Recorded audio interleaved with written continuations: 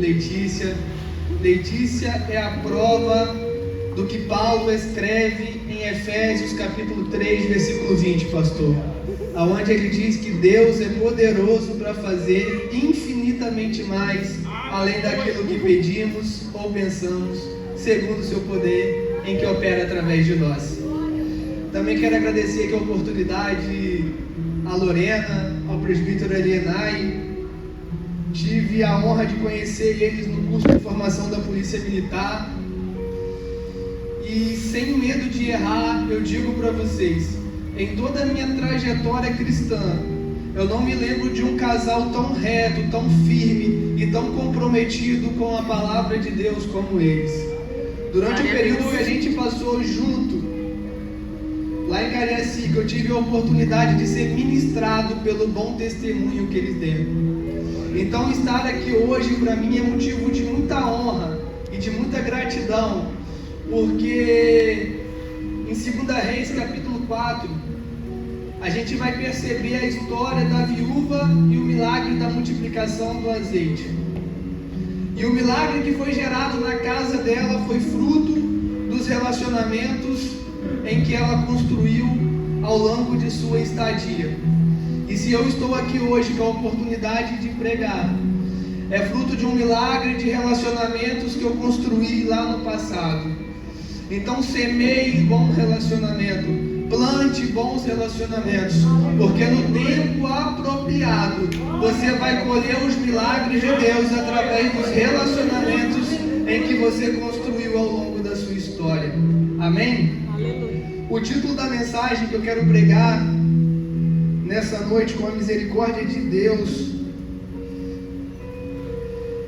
está em 1 Samuel, capítulo de número 30, verso de número 8 apenas.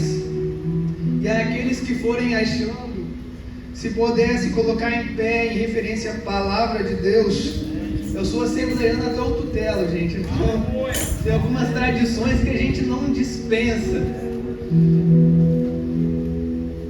E o texto sacro diz assim: E Davi consultou o Senhor dizendo: Devo perseguir esta tropa?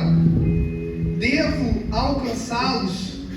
E ele lhe respondeu: Persegue, pois tu certamente os alcançarás, e sem falta recuperará tudo.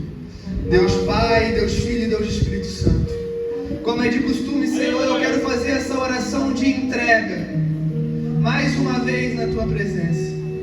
Pois, Senhor, eu quero Te pedir que nessa noite, que nesses minutos em que eu passarei aqui falando da Tua graça, que eu venha ser escondido através da cruz do Calvário, pois o único que merece ser exaltado, aplaudido, adorado, glorificado, é aquele que deixou a sua glória, desceu à terra, foi morto, crucificado, mas ao terceiro dia ele ressuscitou, para que hoje a gente estivesse desfrutando do Teu amor, da Tua graça e da Tua vontade.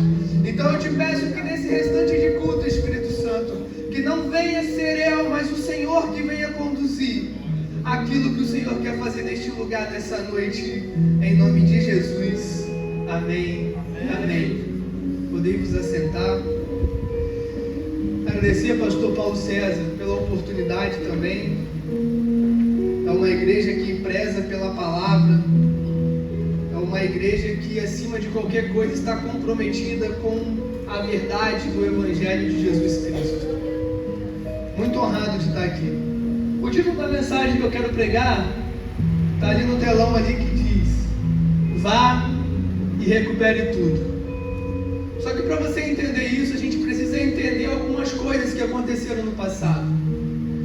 Por volta do século 11 a.C., após o período de Juízes, a gente vai perceber que algumas coisas começaram a acontecer na Terra Prometida.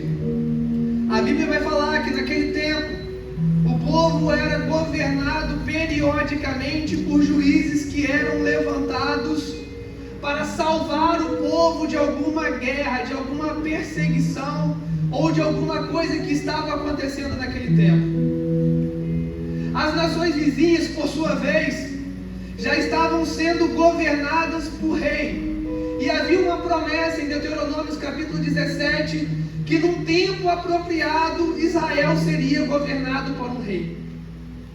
E as nações, as 12 tribos de Israel, estavam ali divididas. Elas estavam ocupando o espaço de terra na qual foi determinada por seus pais. Só que como uma família pequena, às vezes tem muitas brigas, muitas confusões, com as 12 tribos de Israel na terra prometida não era diferente. Aquele povo estava lá, no local a qual o Senhor havia prometido.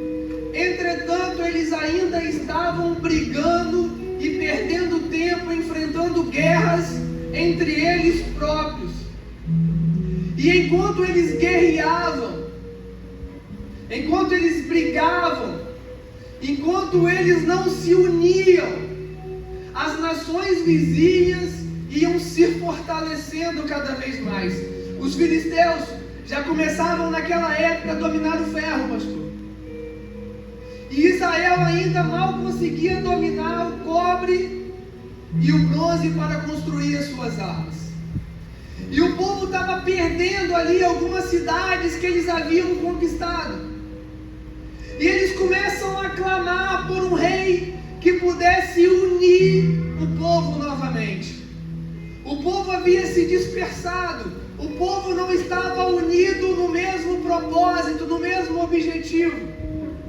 E por causa disso, as nações vizinhas iam crescendo e iam tomando as terras deles.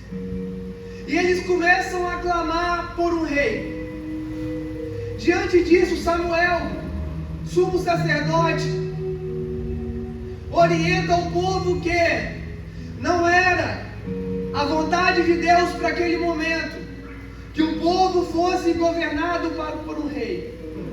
Mas o povo insistia incansavelmente para que fosse levantado um rei como as nações vizinhas.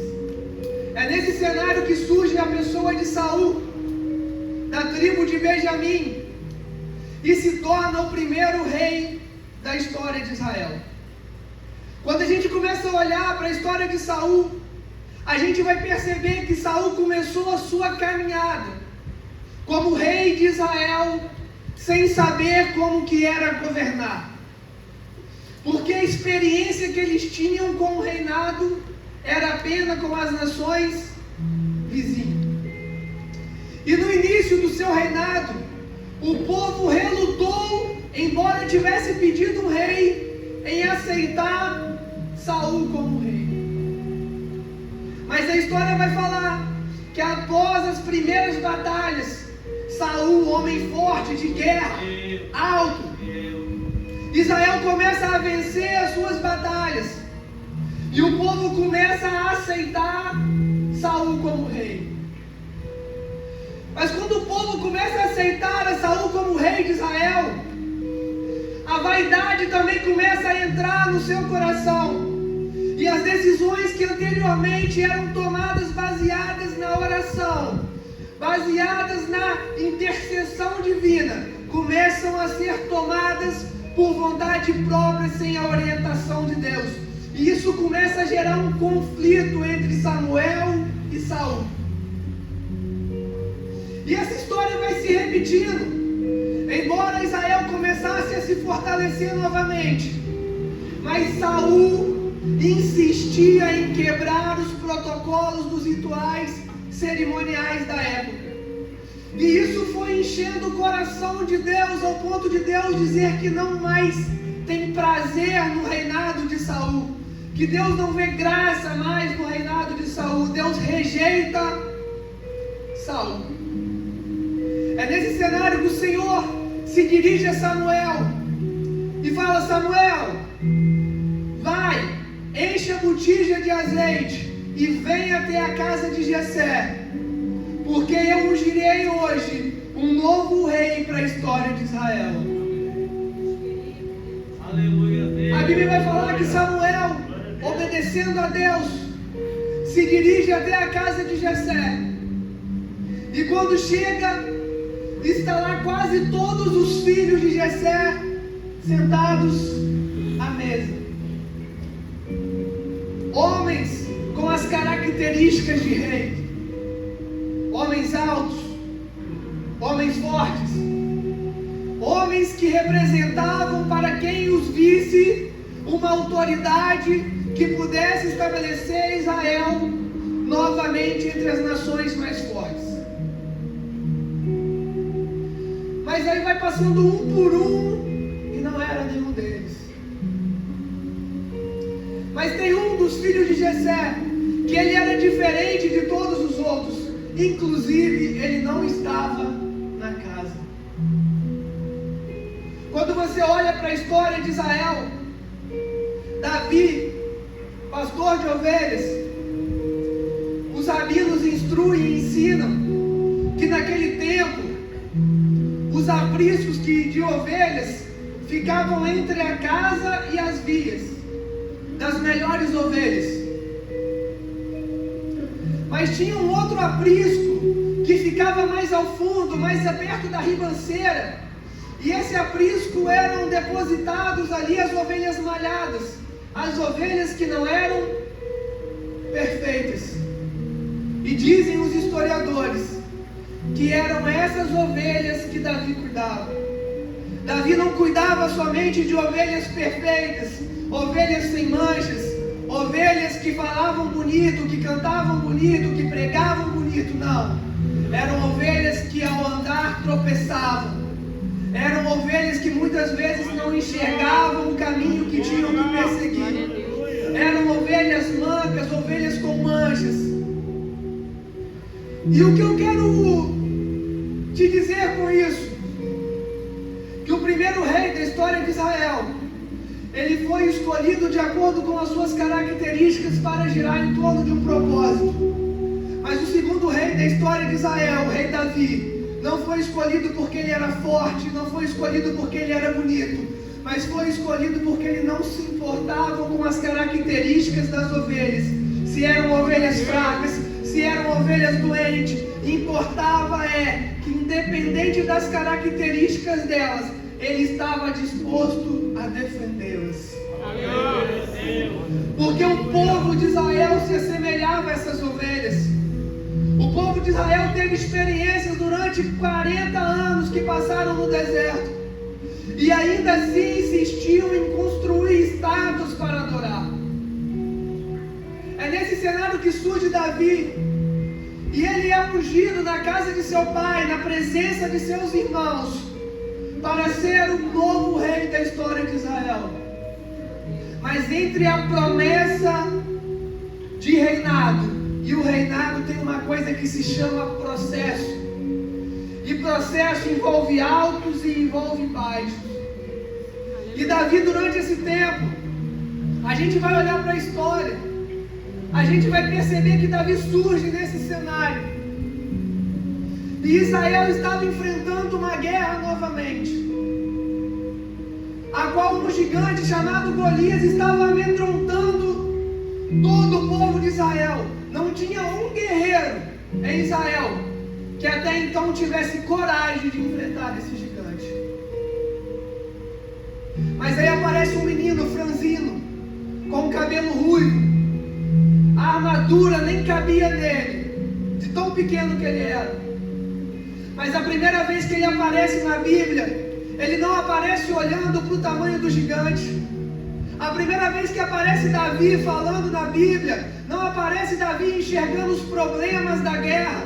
Não aparece Davi olhando e sentindo medo pelo tamanho da batalha que ele iria enfrentar. Mas Davi, na sua primeira aparição, na sua primeira fala na Bíblia, ele vai dizer: quem é este incircunciso filisteu que afronta o exército do Deus vivo? Como que nós temos enfrentado as nossas guerras? Nós temos olhado para o nosso gigante e temos colocado o gigante da depressão, da ansiedade, do problema do casamento, dos filhos. Como que a gente tem conduzido a nossa história? Mas eu quero crer que eu estou pregando para uma geração nessa noite que vai sair daqui não importando o tamanho do gigante que está na sua frente, mas vai sair daqui crendo que o seu Deus é muito maior. É nesse cenário que já Davi derrota o gigante e começa a ser aclamado pelo povo de Israel. E quando Davi começa a ser aclamado, Saul passa a ficar enciumado e começa a tramar a morte de Davi. E Davi tem que fugir. E fuga tem a ver com medo. Davi sentiu medo e começou a fugir de Saul. E com medo da morte, das perseguições, Davi tomou uma série de atitudes.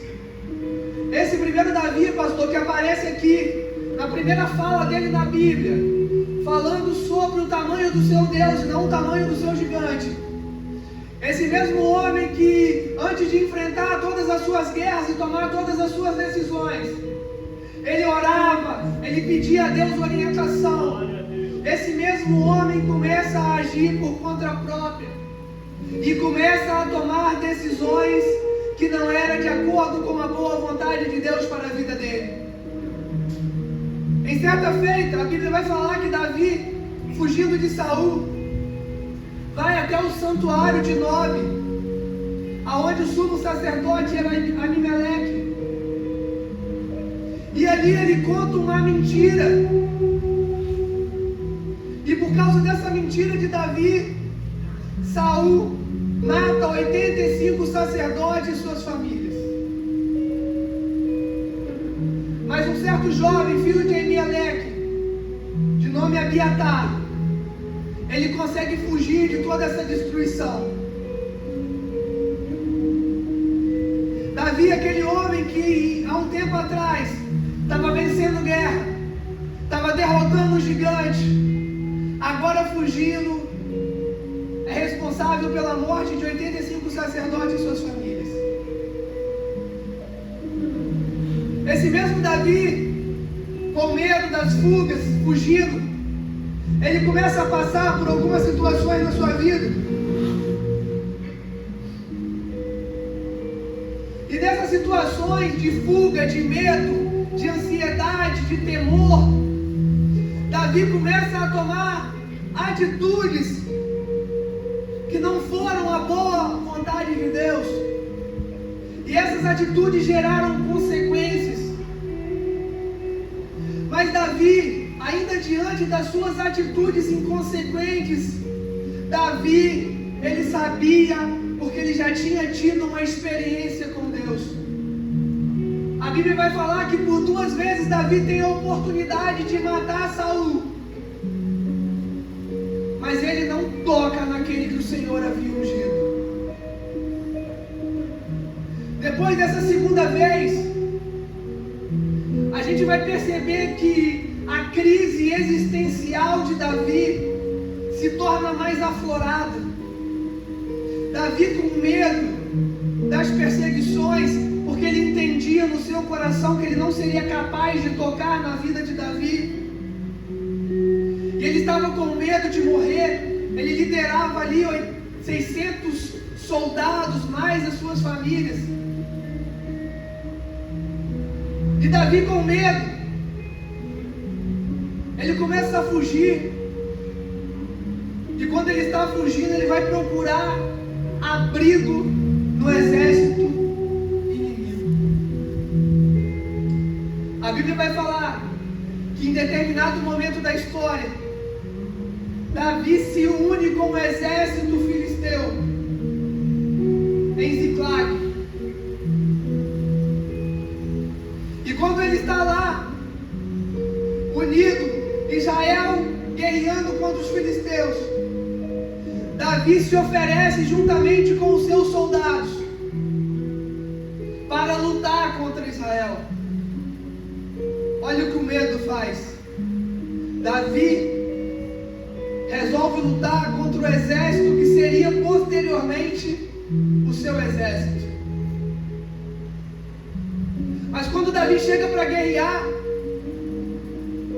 os comandantes filisteus falam: não, esse homem não pode lutar ao nosso lado, esse homem não pode estar na guerra ao nosso lado, porque a qualquer momento ele pode se virar contra a gente. E todas as vezes que nós nos enfrentamos no campo de batalha, ele saiu vencedor. E se Davi se virar contra nós, certamente a gente vai sair derrotado. Eles não aceitam que Davi entre no campo de batalha junto com eles e mandam Davi de volta, junto com os seus soldados. Só que enquanto Davi estava enfrentando uma guerra que não era sua, estava lutando uma guerra que não era para ele lutar, a sua família estava desprotegida no acampamento. A família de seus soldados estavam desprotegidos no acampamento. Quando a gente vai lutar guerras que Deus não colocou para nós lutarmos, certamente a gente vai deixar pessoas que nós amamos desprotegidas. Pessoas que nós gostamos estarão suscetíveis aos ataques inimigos. Quando Davi volta, a Bíblia vai falar que os amalequitas haviam entrado na terra de Ziclag, haviam queimado tudo, haviam pegado as duas esposas de Davi, os filhos e esposas de soldados, e levado com eles. Nesse momento, Davi se depara com uma situação que ele nunca tinha se deparado até então. Nesse momento, Davi, que havia se afastado de Deus, que não orava mais, que não pedia mais a opinião de Deus, Davi olha para a situação. Eu fico imaginando aquele cenário, Davi no centro, uma guerra que não era sua, os soldados não queriam ir para aquela guerra. Os soldados começam a pegar no chão pedras para tamparem Davi. Davi começa a sentir no seu coração, na sua boca, um gosto de morte. E é nesse momento que ele se lembra de Abiatar, filho do sumo sacerdote, e manda ele trazer as vestes sacerdotais, porque ele iria consultar a Deus. Existem males nas nossas vidas que nos lembrarão do Deus que a gente é acostumado a servir. Tem situações que vão nos acontecer, que a gente vai precisar orar a Deus e falar: Senhor, eu não sou tudo isso, eu sou culpado realmente, a minha família foi levada porque eu estava numa guerra que não era para eu lutar, mas o Senhor é um Deus de misericórdia desde os tempos passados. E Davi, nessa oração, ele consulta a Deus. E aqui eu começo a pregar verdadeiramente. Quando Davi faz a oração, ele pergunta: devo eu ir atrás da minha família? E aí vai estar: e Davi consultou o Senhor dizendo: devo perseguir esta tropa? Devo alcançá-los? E ele lhe respondeu: persegue, pois certamente o alcançarás e vai recuperar tudo. A mensagem que eu venho trazer para você nessa noite: eu não sei as guerras que você tem lutado, eu não sei os problemas que você tem enfrentado, as perseguições, os medos, as angústias. Talvez você tenha entrado em batalhas que não era para você entrar, e por causa dessas batalhas que você gastou a sua energia, que você gastou o seu tempo, você gastou a sua saúde, você sacrificou os seus amigos, você sacrificou a sua igreja, você sacrificou os seus pastores, por causa de uma guerra que não era sua. E talvez você chegou aqui nessa noite pensando: como é que eu vou recuperar tudo que eu perdi? Será que ainda é tempo? Mas eu vim trazer uma palavra de Deus para você nessa noite. O Deus que restitui, Ele se faz presente nesse lugar. E sem falta nenhuma, nada que você perdeu, Deus deixará que voltará na sua vida. É nesse cenário que Davi ouve Deus novamente. E quando ele ouve Deus novamente, ele pega os 600 soldados e prosseguem atrás das tropas amalequitas. Mas a Bíblia vai falar que quando eles chegam no ribeiro chamado Besor, alguns soldados estavam cansados, cerca de 200. Eles resolvem não ir para a guerra. Mas Davi ainda assim prossegue com os outros 400. E a Bíblia vai falar que ele chega, encontra os seus inimigos festejando e recupera tudo o que havia perdido. Aleluia.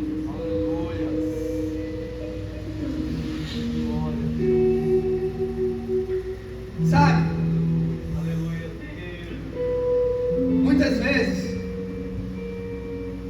a gente perdeu espaço como igreja do Senhor para o inimigo. Hoje a gente está enfrentando um tempo que estão tentando converter a verdade de Deus em mentira. Aquilo que é santo, aquilo que é sagrado, aquilo que é perfeito, aquilo que é bem visto aos olhos, aquilo que é agradável, tem sido colocado em xeque. A igreja começou a perder um espaço. As famílias começaram a perder espaço. Porque estavam lutando guerras que não eram para lutar. Enquanto a igreja, no tempo passado, passava discutindo se era certo mulher cortar ou não cortar cabelo. Eu não estou pregando doutrina, não. Enquanto algumas igrejas passavam discutindo entre os seus membros, eu sou de Calvino, eu sou de Armínio. Outros passavam discutindo se meninos poderiam usar bermudas, se mulheres poderiam usar calças. Satanás tinha toda uma agenda oculta para destruir as famílias, as igrejas. E a igreja foi perdendo um espaço. E hoje a gente está enfrentando no Brasil um problema grandioso.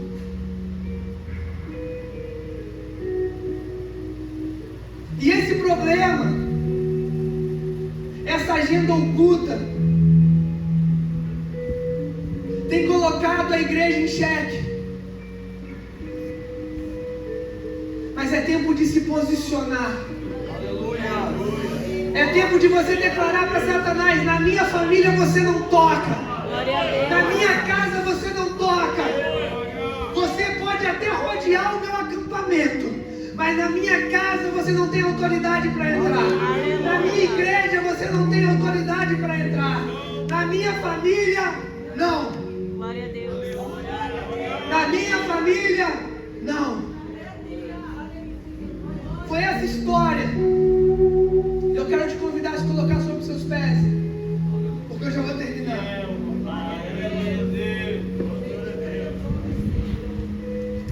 É diante desse cenário que Davi surge novamente. Mas dessa vez ele surge para reinar sobre Israel. A gente pode ter enfrentado guerras, batalhas que muitas vezes não era necessário enfrentar. Mas chegou o tempo da gente governar sobre a nossa casa, sobre a nossa família, sobre a nossa nação, sobre a nossa cidade, sobre o nosso tempo. Na minha casa não. Na minha família não. O que eu perdi eu vou recuperar, porque o Senhor está me dizendo: vá e recupere tudo que havia sido perdido. Muitas vezes as perseguições elas vêm. O salmista Davi vai escrever o Salmo de número 42, contando a história. Assim como a corça anseia pelas águas correntes, assim a minha alma tem sede de ti, ó Deus. Contam os rabinos que quando Davi escreve esse salmo, ele estava saindo para caçar. E ele começa a observar os leões perseguindo as corças.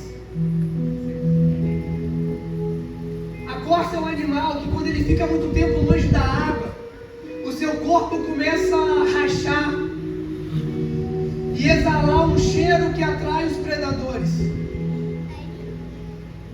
E a Bíblia vai falar, a história vai falar, que Davi começa a observar essa corça fugindo dos leões.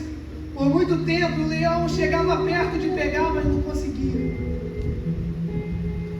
Mas quando a corça mergulhava nas águas profundas, ela era lavada, e quando ela emergia novamente, o inimigo não conseguia mais saber aonde ela estava, porque o cheiro do pecado, das rachaduras, haviam sido lavadas. Eu quero crer que o Espírito Santo me trouxe aqui para trazer essa mensagem para você nessa noite.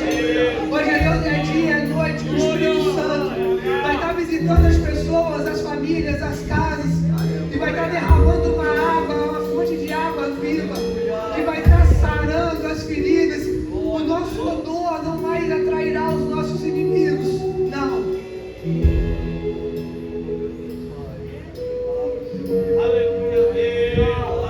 A diferença de Davi para Saul é que Saul, quando foi confrontado, quando ele foi confrontado sobre os seus erros, ele não se arrependia. Um homem de Deus, como Davi foi, não significa que você vai acertar sempre, mas sempre que você errar, você vai se lembrar de um Deus que é perdoador, um Deus que é misericordioso, um Deus que é graça. Muitas vezes a gente clama: Senhor, faça justiça. Mas se Deus começar a fazer justiça dentro da nossa casa, dentro da nossa igreja, é tempo de clamar por misericórdia. Será que estamos em condições de clamar por justiça? Às vezes, para os nossos inimigos, a gente quer justiça, mas e para a nossa casa? A gente quer justiça ou quer misericórdia? Paulo Auster vai dizer que se a cruz não for o centro da nossa religião, a nossa religião não é Jesus. Estão tentando converter a verdade de Deus em mentira, pastor. Mas em Deuteronômio capítulo 32 vai dizer que a palavra de Deus, ela é a verdade. Em João capítulo 14 vai dizer que Jesus Cristo é a verdade.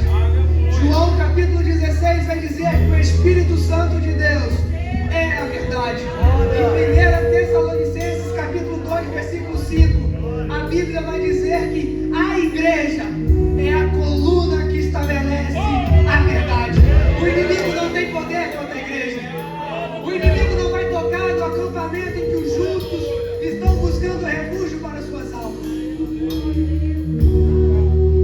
É tempo de dizer para os seus inimigos: na minha igreja não, na minha casa não, na minha família jamais. Você pode ter perdido batalhas até hoje, mas Deus te trouxe aqui para colocar um fim nessas guerras incansáveis. A gente tem que parar de viver como escravo, porque o empregado, ele é aceito pelo que ele faz. Mas como a irmã falou aqui, nós somos filhos, e filhos são aceitos pelo que é. Não é por pregar bem, não é por dizimar bem, não. É pelo que você é pela sua essência, pela sua natureza. Porque Deus, ele criou 3 espécies de seres. Primeiro, ele criou os anjos, formados do Ruach. E os anjos, eles são formados do Espírito, e eles só habitam nas regiões celestiais. Eles vêm até cumprir algumas missões, como Gabriel veio. O segundo tipo de ser que Deus criou foi os animais. Os animais foram criados somente do pó da terra. Mas a criação mais perfeita de Deus, ele foi formado do pó da terra, mas para ter vida o Senhor soprou dele próprio, o seu próprio Espírito. E essa palavra gera para a gente uma promessa. Você está na terra, mas você não é da terra. Eu vou repetir porque você não entendeu. Você pode estar na terra, mas você não é da terra. Você habita aqui, mas tem uma morada reservada para ti, porque o Senhor assim prometeu: eu vou para o Pai, mas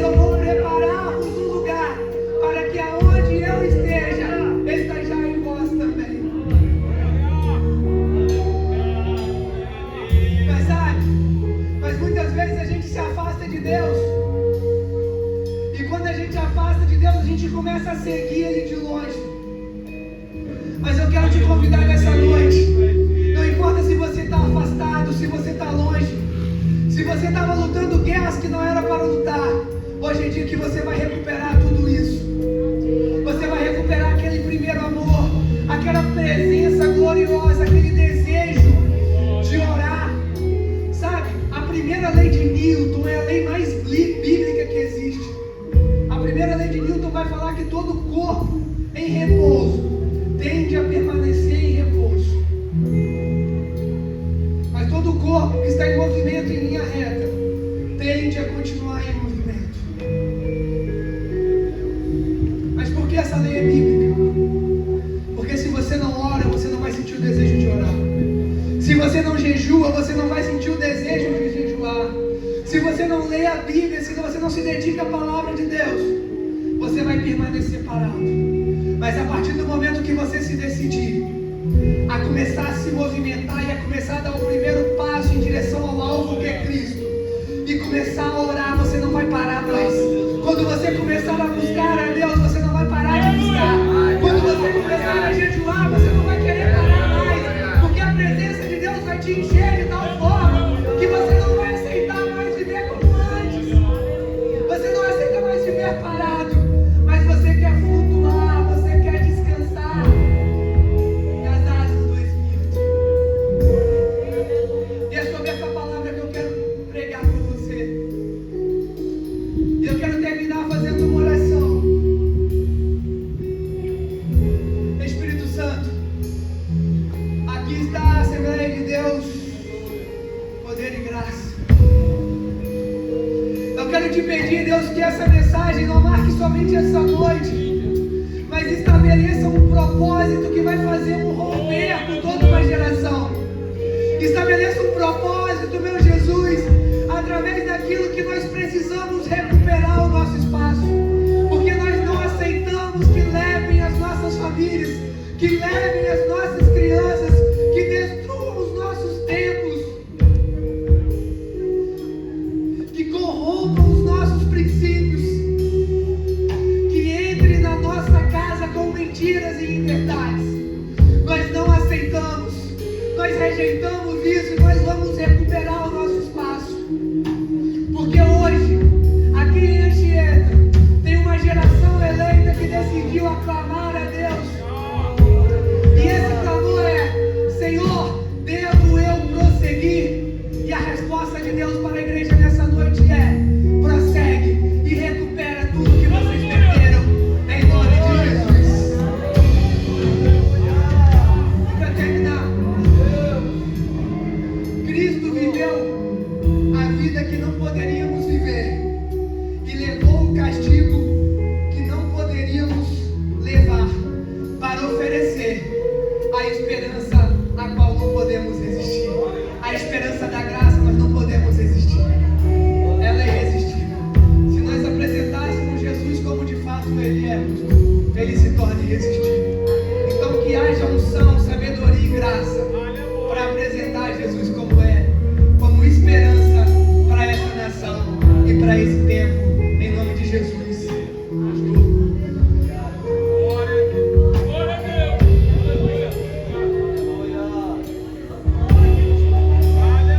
Seja Deus adorado, seja Deus louvado para todo sempre.